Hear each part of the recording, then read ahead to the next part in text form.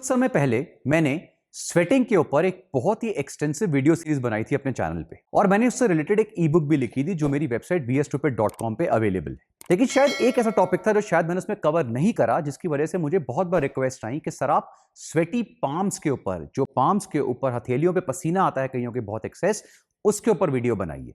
क्योंकि काफी लोग इससे बहुत परेशान होते हैं कि स्वेटी पाम्स का इशू है, पूरे दिन हमारे पाम्स पे हथेलियों पे पसीना आता रहता है, हाथ गीले रहते हैं, हम क्या करें। और ये जो प्रॉब्लम है ना, ये फिजिकली तो कोई हार्म नहीं करती, लेकिन कॉस्मेटिकली बहुत ज्यादा एम्बैरेसिंग होती है। अब कौन सी बात है, आप खुद सोचिए, अगर आप स्वेटी पाम से सफर कर रहे हैं, पूरे दिन आपके हाथ गीले, आप किसी से हाथ मिलाते हैं तो दूसरे इंसान का सारा हाथ गीला हो जाता है बिकॉज आपके हाथ पे पसीना है। आप कोई काम करने जा रहे हैं, आपके हाथ पे पसीना है, तो फॉर एग्जांपल आप वेट लिफ्टिंग वगैरह कर रहे हैं, वहां आपके हाथ में पसीना आ रहा है, तो बारबल्स का स्लिप होने का या डंबल्स वगैरह के किसी का स्लिप होने का डर रहता है बिकॉज पूरे टाइम हाथ जो है वो गीले रहते हैं। तो काफी ऐसे लोग मेरे जिम में भी हैं जो स्वेटी पाम से सफर करते हैं, और तो फिर उनको कंटिन्यूसली जो ड्राई चॉक्स वगैरह होते हैं जो जिम्स में यूज होते हैं, पाउडर यूज होते हैं लिफ्टिंग वगैरह में, वो यूज करने पड़ते हैं। पिछले वीडियो सीरीज में भी मैंने एक कंसेप्ट कवर किया था जिसका नाम था हाइपर हाइड्रोसिस, यानी एक्सेसिव पसीना आना। जो हाइपर हाइड्रोसिस का कंसेप्ट है, अगर आप समझना चाहते हैं डिटेल में तो मेरी पिछली वीडियो सीरीज देखिए और मेरी ई बुक है जो स्वेट पे, वो पढ़िए। इस वाली वीडियो में भी मैं एक ब्रीफ में आपको हाइपर हाइड्रोसिस दोबारा समझा देता हूं, जो आपको एक बार अगर समझ में आ जाएगा तो आपको स्वेटी पाम्स का जो कंसेप्ट है वो बहुत इजीली समझ में आ जाएगा। स्वेटिंग के ऊपर बहुत सारी कंफ्यूजन्स हैं, बहुत सारी मिथ्स हैं जो मैंने ऑलरेडी अपनी वीडियो सीरीज में क्लियर करी हुई हैं। कि स्वेटिंग से फैट लॉस हो रहा है, उससे डिटॉक्स हो रहा है, वो सारी myths already world over multiple studies में क्लियर करी जा चुकी। उसके रेफरेंसेस मैंने पिछली वीडियोस में दिए हुए। जब हम हाइपर हाइड्रोसिस की बात करते हैं, एक्सेस से पसीने की बात करते हैं, तो आपने देखा होगा कई लोग ऐसे हैं जो अगर कहीं पर बैठे होंगे ना, थोड़ी देर बैठेंगे पूरे गीले हो जाएंगे। अगर किसी जगह पे हल्की सी गर्मी हुई या हवा नहीं चल रही है, पंखा नहीं चल रहा, तो एकदम उनको इतनी ज्यादा स्वेटिंग होने लगेगी, एक्सेसिव स्वेटिंग होने लगेगी। वो हमेशा अपने साथ टॉवल्स कैरी करते हैं क्योंकि उनको पता है उनको ये पसीना बहुत एक्सेस आता है, टॉवल गीला हो जाता है। अभी एक्सरसाइज करनी शुरू करते हैं, थोड़ा सा वार्म अप होता है और इतना इतना पसीना आ जाता है। तो ये प्रॉब्लम जो है उनको फिजिकली तो हार्म नहीं कर रही है, ऑफकोर्स वो सॉल्ट्स वगैरह एक्सेस लूज कर रहे हैं जो कवर अप हो सकते हैं, बड़ी चीज नहीं है। लेकिन आप ये सोचिए कि ये जो चीज है ये कॉस्मेटिकली कितनी खराब है, क्योंकि ये पब्लिकली एम्बैरेसिंग हो जाती है।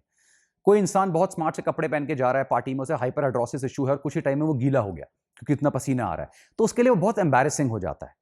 तो इसलिए इसका जो लोग इस हाइपर हाइड्रोसिस से सफर कर रहे होते हैं वो इस चीज में काफी परेशान रहते हैं। आपकी बॉडी में जो स्वेटिंग है वो बेसिकली एक बहुत ही सिंपल मैकेनिज्म है, सिंपल कूलिंग मैकेनिज्म है, बॉडी को ठंडा रखने का मैकेनिज्म। और इसका कोई रीजन नहीं है क्योंकि लोगों ने तो इसको पता नहीं किस किस के साथ एसोसिएट कर दिया है, लेकिन ये प्राइमरली एक सिंपल कूलिंग मैकेनिज्म है जो आपकी बॉडी जो पसीना निकालती है वो आपकी बॉडी को ठंडा रखने के लिए निकालती है, ताकि जो बॉडी का टेम्परेचर है वो मेंटेन रहे, बॉडी ओवर हीट ना हो। अब जब बॉडी स्वेट करती है तो हमारी बॉडी में कुछ स्वेट ग्लैंड्स होते हैं जहां से स्वेट प्रोड्यूस होता है। कई लोगों के केसेस में for some particular reasons, primarily genetic reason, ये जो स्वेट ग्लैंड्स होते हैं ये ओवर एक्टिव होते हैं, तो ये नॉर्मल इंसान से ज्यादा पसीना जो है वो निकालते हैं। तो जिनके केस में ये जो ओवर एक्टिव ग्लैंड्स होते हैं, बहुत एक्सेसिव पसीना प्रोड्यूस करते हैं, उन लोगों को हम कहते हैं कि वो हाइपर हाइड्रोसिस यानी एक्सेसिव स्वेटिंग या पसीने की प्रॉब्लम से सफर कर रहे हैं। जैसे मैंने बताया, ये कोई मेडिकल प्रॉब्लम नहीं है, ये एक सोशल और साइकोलॉजिकल प्रॉब्लम्स है, और जो लोग इनसे सफर करते हैं उसका कॉन्फिडेंस वगैरह जो है ना वो काफी लो हो जाता है। जब हम हाइपर हाइड्रोसिस की बात करते हैं वो दो टाइप के होते हैं, एक होता है फोकल हाइपर हाइड्रोसिस और एक होता है जनरलाइज हाइपर हाइड्रोसिस। जब हम जनरलाइज हाइपर हाइड्रोसिस की बात करते हैं तो वो काफी रीजन की वजह से हो सकता है। फॉर एग्जांपल कुछ इन्फेक्शंस, कुछ एंडोक्राइन डिस्टर्बेंसेस या चेंजेस। फॉर एग्जांपल अगर किसी को हाइपोथायरॉयडिज्म है, हाइपर पिट्यूटरिज्म है, पिट्यूटरी ग्लैंड्स का प्रॉब्लम है, डायबिटीज है, मेनोपॉज इन प्रेगनेंसी, कईयों को एक्रोमेगेली का इशू है, और उसके अलावा काफी सारे न्यूरोलॉजिकल डिसऑर्डर जैसे पार्किंसंस वगैरह, काफी सारे मैलिग्नेंसीज जैसे हॉचकिंस डिजीज, काफी सारे मेडिकेशंस वगैरह के केसेस में भी जो जनरलाइज हाइपर हाइड्रोसिस है ये हो सकता है दवाई वगैरह लेने से।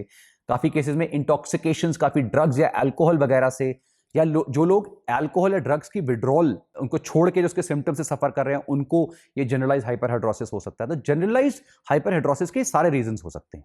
लेकिन जब हम फोकल हाइपर हाइड्रोसिस की बात करते हैं तो जनरली ये इसका जो रीजन है वो जेनेटिक होता है, ये फैमिली में रन करता है और जनरली प्यूबर्टी के टाइम पे इसका ऑनसेट देखा जाता है। तो अगर आपको जेनेटिकली जो हाइपर हाइड्रोसिस है तो उसको हम कहेंगे फोकल हाइपर हाइड्रोसिस। जनरली जो हाइपर हाइड्रोसिस होता है वो आर्मपिट्स वगैरह में ज्यादा देखने को मिलता है, लेकिन काफी केसेस में ये मल्टीपल एरियाज में हो सकता है। जैसे हमने देखा जो अभी हम बात कर रहे हैं स्वेटी पाम्स का, पाम्स में हो सकता है, फेस वगैरह पे आप देंगे फोरहेड से पसीने आने लग जाते हैं, तो किसी भी एरिया में जो है वो सेट इन हो सकता है। तो आज हम जिसकी बात कर रहे हैं यानी स्वेटी पाम्स की, जो एक हाइपरहाइड्रोसिस का पार्ट है, उसे हम कहते हैं पाल्मर हाइपरहाइड्रोसिस। जो स्वेटी पाम्स का इशू है वो जनरली प्यूबर्टी के बाद सेट इन होता है। जनरली इसका रीजन जेनेटिक माना जाता है और अराउंड 40 इयर्स तक ये काफी हद तक रहता है। उसके बाद ये धीरे धीरे कम होने लग जाता है और 50, 60 या 70 के बाद ये बहुत ही रेयर देखा जाता है। जैसे मैंने बताया कि स्वेटी पाम्स का जो मेजर कॉज है वो प्राइमरीली जेनेटिक्स ही देखा गया है। इसका कोई ऐसे स्ट्रॉन्ग रीजन निकल कर नहीं आया कि यही इसी की वजह से आपको स्वेटी पाम्स अकर हो रहा है। ना तो किसी इमोशनल या स्ट्रेसफुल रीजन का कोई इससे लिंक देखा गया है कि कोई लाइफ में कोई ट्रॉमा हुआ हो, किसी की कोई बहुत इमोशनल इवेंट हुआ हो, उसकी वजह से भी ऐसा कुछ नहीं है कि आपको स्वेटी पाम्स डेवलप हो जाए, ऐसा भी कोई रीजन नहीं है। और इसका कोई ऐसा सच टाइम भी नहीं है कि आपको ये इस टाइम पे स्वेटी पाम्स का प्रॉब्लम बढ़ेगा, आपके पाम्स में स्वेट होने लगेगा, ऐसा भी कुछ नहीं है। लेकिन जब इनको टेस्ट करा जाता है, जो लोग स्वेटी पाम से सफर करते हैं, तो डॉक्टर्स ये इंश्योर करते हैं कि जो उसकी फ्रीक्वेंसी है, इसका मतलब है कितनी बार वो अकर हो रहा है, वो देखते हैं कि जो इंसान कम से कम जिसके हफ्ते में एक बार ऐसा एपिसोड हुआ है कि उसकी हथेली से बहुत पसीना आने लगा है, तो उसको फिर वो बोलते हैं कि हाँ, आपको स्वेटी पाम्स का इशू है। ये फ्रीक्वेंसी होनी चाहिए।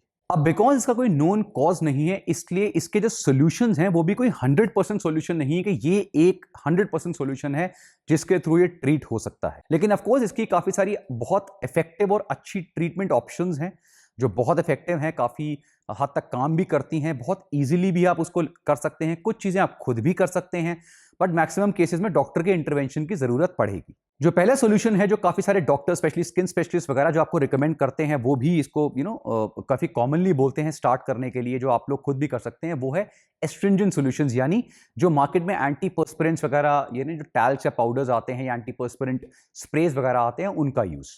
जब आप अपनी पाम के ऊपर कोई एंटीपर्स्पिरेंट सॉल्यूशन लगाते हैं या स्प्रे करते हैं, तो जो आपके पोर्स होते हैं जिनसे स्वेट निकलता है, वो पोर्स ब्लॉक हो जाते हैं। तो रेगुलर यूज के लिए जो एंटीपर्स्पिरेंट ऑप्शन है, ये काफी इफेक्टिव और काफी कॉमनली यूज्ड ऑप्शन है। मेडिकली एक प्रोसेस यूज होता है जिसे हम कहते हैं आयोंटोफोरेसिस। इस पर्टिकुलर प्रोसेस के अंदर जो आपका पाम होता है, उसको एक आयोनाइज्ड सॉल्यूशन के अंदर डिप करा जाता है और एक लो वोल्टेज करंट पास किया जाता है। इस करंट से बेसिकली जो आपके पोर्स वगैरह होते हैं वो टेम्पररी ब्लॉक हो जाते हैं। अब इसका एग्जैक्ट अभी तक कॉज नहीं मिला कि ये क्या कैसे काम करता है, लेकिन जो चीज ऑब्जर्व करी गई है वो ये है कि जब ये क्योंकि इस प्रोसेस को आपको काफी बार लेना होता है, हफ्ते में 3 से 4 बार 30 से 40 मिनट की सिटिंग्स होती हैं, तो ये इसका थोड़ा सा ड्रॉबैक है। तो उस केस में देखा गया कि कंटिन्यूअस जो सॉल्यूशन से वोल्टेज पास करते हैं, करंट पास करते हैं, तो उससे जो आउटर लेयर होती है आपकी स्किन की, वो थिक होने लग जाती है, जिसकी वजह से जो स्वेटिंग का रेट है वो कम हो जाता है। इसके अलावा आपके डॉक्टर्स आपको एंटीकोलिनर्जिक ड्रग्स वगैरह जो हैं, मेडिसिन हैं, वो भी प्रिस्क्राइब कर सकते हैं। But again this is a medical intervention, तो वही बताएंगे कौन सा ड्रग या कौन सी मेडिसिन लेनी है, उसका कितनी डोज, कितनी फ्रीक्वेंसी आपको है चाहिए, वो सारी चीज डॉक्टर्स आपको बताएंगे। नेक्स्ट जो सोल्यूशन है, जो आजकल कॉस्मेटिकली काफी नोन सोल्यूशन है, वो है बोटॉक्स या बोटुलिनम टॉक्सिन जो है, उसे इंजेक्ट करा जाता है। आप देखेंगे जो बोटॉक्स है आजकल बड़ा फेमस हो रहा है। आप सुनेंगे इस एक्ट्रेस ने बोटॉक्स ले लिया, इस एक्टर ने बोटॉक्स ले लिया, स्पेशली जो एज कर रहे हैं, क्योंकि उससे क्या होता है कि बेसिकली बोटॉक्स जो वर्ड है वो आता है बोटुलिनम टॉक्सिन से। ये एक टॉक्सिन होता है जिसको आपकी बॉडी में इंजेक्ट करा जाता है कुछ मसल्स में, कुछ एरियाज में, जहां पे वो आपके मसल्स को टेम्पररी पैरालाइज कर देता है। तो फॉर एग्जांपल अगर लेट्स से किसी के कोई इंसान एजेड हो रहा है, वो एक एक्टर है, तो he can not show himself कि मैं एज कर रहा हूं, तो वो ऐसी थेरेपीज लेते रहते हैं। तो फॉर एग्जांपल आपके फोरहेड पे बहुत ज्यादा झुर्रियां पड़ रही हैं, तो वो क्या करेंगे, बोटॉक्स इंजेक्शंस ले लेंगे। उससे कुछ महीनों तक जो आपकी मसल्स होती हैं फोरहेड की एरिया की, वो पैरालाइज हो जाएंगी, तो वो जो झुर्रियां हैं वो नजर नहीं आएंगी, वो बिल्कुल प्लेन एरिया हो जाएगा।